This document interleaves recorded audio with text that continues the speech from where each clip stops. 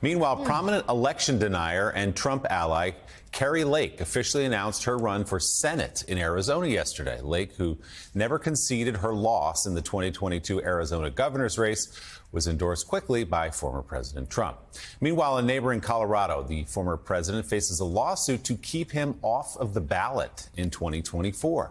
Citing the 14th Amendment, the suit says Trump's role in the January 6th insurrection disqualifies him. Joining us now, Colorado Secretary of State Jena Griswold. She's chair of the Democratic Association of Secretaries of State. Secretary Griswold, it's great to have you in studio with us. So explain for our viewers this 14th Amendment case to keep Donald Trump off the ballot. Does it have a shot? Well, good morning. Thanks for having me on. And to start off with, I just want to recognize what's happening in Israel. Say my heart breaks for Israelis who are facing this tremendous terrorist attack by Hamas.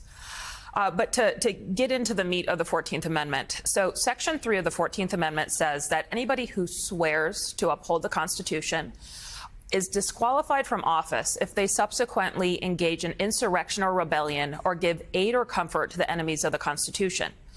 So this lawsuit is filed saying that Donald Trump is disqualified from the Colorado ballot. We have a hearing on the case on Friday where Trump's attorneys will try to get the whole case kicked out.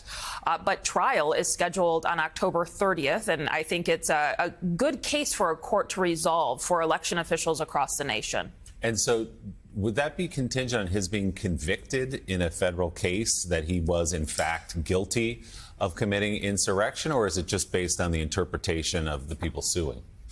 So historically, you did not need a criminal conviction to remove someone who would be disqualified. So it's a civil case. You know, there are big questions around how Section 3 of the 14th Amendment works. This provision was put in place after the Civil War and used to remove hundreds of Confederate officials and soldiers subsequently during Reconstruction. But some of the big constitutional questions include whether if someone is disqualified under the provision, is disqualified only from being seated in office or also from being put on the ballot?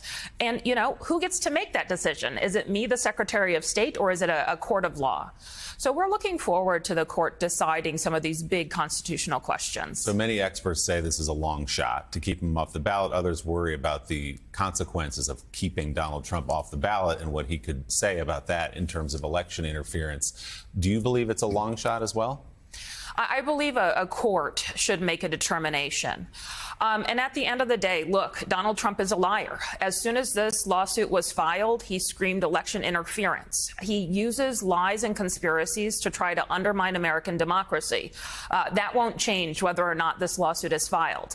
But these are big questions. And Donald Trump engaged in insurrection. We have the video. We saw exactly what happened.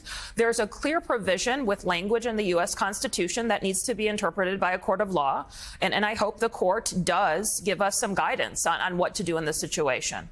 So whether Donald Trump is on the ballot or not next year, there's still going to be a national election for President of the United States. Thanks to the former president, it's not going to be what it used to be years ago, even as long as 8 years ago. It's all different now.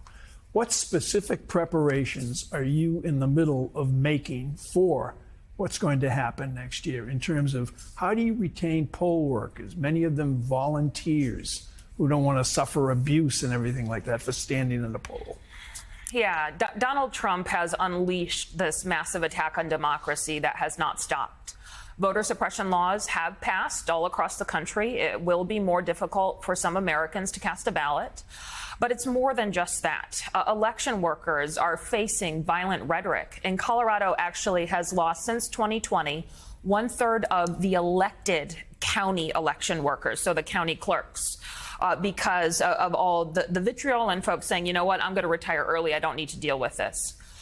In Colorado, we've really gotten in front of this. So, for example, I led a series of laws making it a crime to open carry close to voting, making it a crime to retaliate against election workers.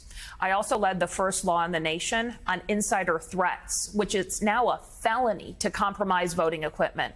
So I'm sure we're going to have good elections. At the same time, election administration is now much harder in the United States than it was previous to 2020. And it's not unique to Colorado, as you say. Arizona is struggling with this. There are states across the country where people don't want to go through getting threatened and have their lives turned upside down by participating in the process.